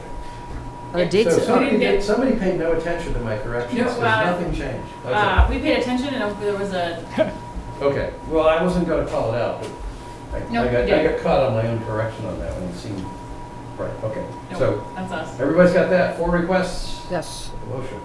So since I'm part of the Medfield Foundation, I'll recuse myself. So All right. go ahead. So I will make a motion to approve those. I'll second, All right. and Becky, Pete, you'll get 2-0 anyway on this consent, so all those in favor? Aye. 2-0. Pete recused on one, in the interest of time. Skip on the other. All right, gifts, no gifts, citizen comment. Anybody register? Citizen comment, meeting minutes, no meeting minutes. We're gonna get hammered one of these days. I see a sea of meeting minutes coming Oh, at you're us. going to get a lot. We're all Town coming. administrator updates. Couple things. One, Mo has asked me to remind everybody that we are on an odd, even schedule for water restriction. We have had some complaints from residents that their neighbors are watering inappropriately. Obviously, education is always our first line of offense or defense, depending on how you look at it. When we're engaging, we have sent out water and sewer employees to advise people that they are on the odd even. So we just ask for everybody's cooperation right now as we continue that. Do we have the authority to shut off someone's water after so many violations? No. Okay, because I was told in Hingham, they actually do that. After Yep. 3, they send people out to shut your water off. No, you cannot do that according to Mass General Law. You can turn it down to a trickle, but you cannot turn it off. Okay, so maybe it was a trickle, that's, okay. Just want to let you know, for those of you who don't know, we have hired Cameron Smith to be the assistant to the town administrator. She's in her 4th week, so it's great she's still with us. She is actually running part of the Citizens Academy budget presentation with Brittany this evening. Cameron's background, she did a fellowship with admin and finance at the statewide level, and so she is running the budget games for the Citizens Academy. That's awesome. So, which is Not only great. that, but she's a skier. That segues right into tonight is our second night of Citizens Academy, which is where Brittany is this evening. And so we have 7 fantastic people signed up for the class, and we're hoping to get a few more next year. So spread the word. We are very pleased to announce that we have received the Government Finance Officers Association Budget Award for our fiscal year 26 budget that you all have copies of in front of you this evening. I'm very pleased to report that that is some of the highest scores we have received to date in terms of the transparency and readability of our documents. So we still have a few things we'd like to improve, but we are very happy with the results this year. Capital Budget Committee has kicked off. We had our first meeting last Friday, and we anticipate the next 5 or 6 Fridays in order to finish that. And just a couple of dates, I want to remind everybody, don't forget, Medfield Day, September 27th. I will be at the kids' ticket booth if you need me. And don't forget, on October 4th, we are having the fire open house. We'd love to have everybody come down, take a tour, check out our fire trucks, and there will be a food truck there for the chicken barbecue as well. So, and that's it for this evening. Let's see, next meeting dates. September 30th is our next one for this month. In October, we're meeting on the 7th and the 21st. In November, we will be meeting on the 4th and the 18th. In December, we will be meeting on the 2nd and the 16th. And Brittany did leave me a note to say, can you please respond with your dates for January to May? The warrant committee is looking to schedule their meetings opposite yours, so if we can finalize your dates for January to May. And she sent out a list of dates. This was a couple weeks ago. Yeah. I think I responded. I think you I responded, did, yeah. okay. I wasn't calling out anybody I was else. gonna say, my short-term memory. Is there a reason why we go back to back at the end of September and the beginning of October? Yes, it's just the way our schedule did with not having a meeting in, last week. So we had to move things around in September Okay. and October. Just checking. Yep. All right. Select board reports? We're happy to drop one if you like. We could. All right, so Citizens Academy. I did attend that last Tuesday night. It was fun. It was nice to meet the various citizens that are attending. It was awesome to see that. The week before, I had been over in Franklin because Becca Rausch had a meet and greet. I had a chance to see Marcus Vaughn. I hadn't seen him in forever, so it was nice to get caught up with him. I attended the Board of Health meeting, really more for kind of bringing myself up to date with what's happening with the Plain Street project, because it was I know there's obviously residents and neighbors that are concerned what's going on there, so I just wanted to listen to the discussion. I think that they're going down the right path there, doing what they can from a Board of Health perspective, and I know working with ZBA and working with Concom. I did attend our capital budget meeting this past Friday. We will now be having them every Friday as needed as we roll into next year. We just read the resignation of Joe Hunt from Affordable Housing Trust, which is a bummer, but he actually is now on the warrant committee, so it's a win for the warrant committee. But he was, as someone who's been on the Affordable Housing Trust with Joe, he's been great. So it's a big miss, but we are now trying to recruit people for the Affordable Housing Trust. Since our last meeting, I've been to 2 school building committee meetings. The first one was just to kind of bring everyone up to date, wrapping up the summer, where are we with what's been submitted. We're really hoping that we could get on the state's calendar before the close of the year since our paperwork's in, but we realize that we are behind other towns that were ahead of us to begin with, so we're not gonna be able to cut anybody off in line. But if there's a chance that we can, certainly Jeff and team have done everything they could. And then we had a meeting last week to talk about Medfield Day, and you will see that there'll be a booth at Medfield Day similar to where it was last year, which is actually kind of nice because it's as you leave the kids area, it's one of the first booths right there. And we're going to have shirts that will have a QR code so people can continue to find ways to gain insight on what's happening with the whole Dale Street project.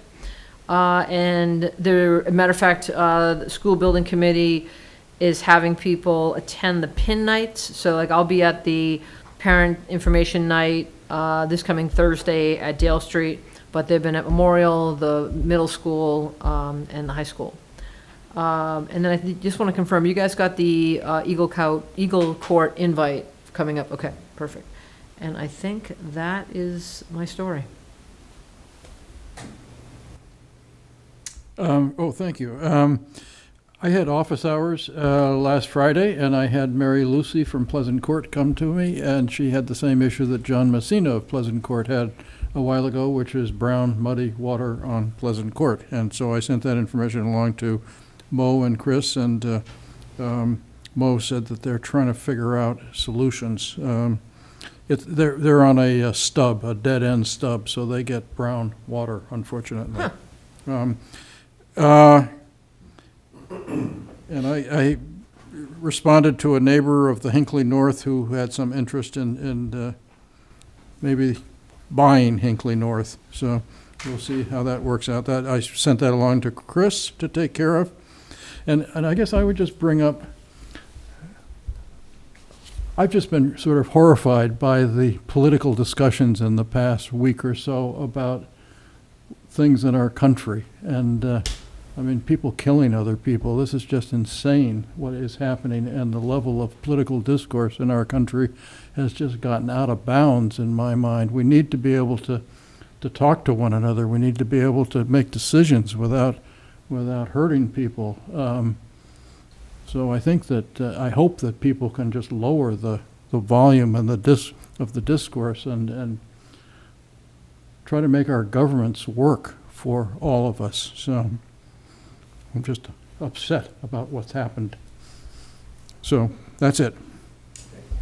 Let's see, I had, back in August, every once in a while, Bill gets so far out in front of me on the Medfield State Hospital and the DCAM stuff that the guilt that I'm not doing as much as he is on this accumulates. I managed to go to the DCAM PIP meeting we had on the 18th of August, which was a good meeting, good information. It was nice to see people, and I slept a little more soundly that night, knowing that I had at least tried to catch up to Bill.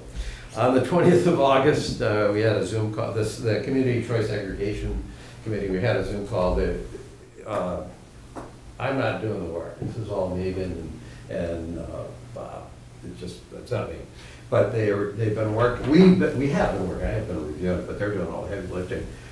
They've been putting together a kind of a sandwich board kind of thing that certainly will be at the Medfield Day, but could be used more generally. There's it's sort of like an annual end of year one report that will go out to all of the people who are enrolled in the Medfield program. And then there's another information flyer that would be available at things like Medfield Day. So people who are not necessarily enrolled, it would give them a chance to see what we're looking for. The impact of the program in terms of what the avoided, energy that's come additional for renewable energy, money that it's saved relative to what people would have paid for even Eversource Basic has been pretty impressive. Whether we can keep that delta between what we're charging through our renewable energy suppliers and Eversource, I don't know, because Eversource has to keep going up. But so far, we've been able to maintain something where people that are enrolled are saving money over the ones that decided they wanted to stick with Eversource Basic, and hopefully we'll be able to keep that up for a while. 4th of September was the opioid settlement webinar. That was educational for me and convinced me that I knew how to vote at our article at today's meeting. 6th of September, I don't know if you went, Eileen. That was Norwood's Hospital Rally Day in Norwood. The select board issued a letter of support, fairly brief. And originally I was going to go, and then I wound up getting pulled out of town, so we didn't do it. And I think we were assuming with your risk, probably that wasn't a great idea. That did not work out that weekend. Yeah. So we weren't able to have somebody there, although did Bill King go? He was invited. No, he couldn't go. He could not go. He couldn't go, that's right. Norwood is doing, a lot of work to try to bring Norwood Hospital back online. It's a somewhat, murky's the wrong word, but it's a muddled situation between the company that owns the hospital, the fact that Stewart dropped out as the operator. The state requires determinations of need before they approve hospitals. It appears the money might be there to be rebuilding the hospital, but the people that are rebuilding the hospital are people that the state says they wish would go away, and those people say we want to go away. And so you've got the organization in charge of building the hospital doesn't have a whole lot of warm and fuzzy good reasons to go above and beyond. It's sort of a mess, except that I think we really need the hospital, and Norwood's working hard to get it. And, Governor Healy has her hands full on financial demands, but this is probably one that should be pretty high up on the priority list. I attended the opening of the Citizens Academy. That was fun. It was great to see. You're right. It was a mixed demographic. Yeah. It was great to see 7 citizens. It's nice to see there's people in town who actually just want to learn more about how the town operates. Whether they're just doing it to be better citizens, or whether some of them might ultimately become volunteers or office holders, it's just a good thing. I think it's one of the better things that I've seen come out of our overall government in terms of trying to make, I'm not talking about our town by itself, because this is going on in a lot of towns. It's a good thing. And if you're thinking about, if you think you might be willing to, is it 6 or 8? It's eight classes. So 8 classes, a couple hours on a Tuesday night. It's not that painful. And No, you have great teachers. great teachers. I was going to say, my comment wasn't that painful. I meant the time. I didn't mean the instructors. Chris, can people join in at this point or not? No, Okay. no. Each class essentially builds upon another The class. previous, So, yeah. Yeah. Yeah. But I think when it's we'd done- be happy to start a waiting list for the next one. Well, you know, when it's done, if they should post the curriculum, because I think that handout that we got, I was like, oh, this is really helpful. And someone, I think they're going to learn some of the little idiosyncrasies that you don't know until you come behind the curtain here and you're like, that's how it There's works. some very special Medfield swag involved, so, Yep. yeah. Have to go to class to get it. And then the last thing, you covered Beth Roush's Yes. first item. I went to her town hall Nice. in Norwood. It was a pretty light turnout. I think it's just the time of the year and things like that. But she did a nice job of laying out what's been going on. Good. At least we had representation of both of them. That's good. Good to know. And I, yeah, And that's all I have. Move to adjourn.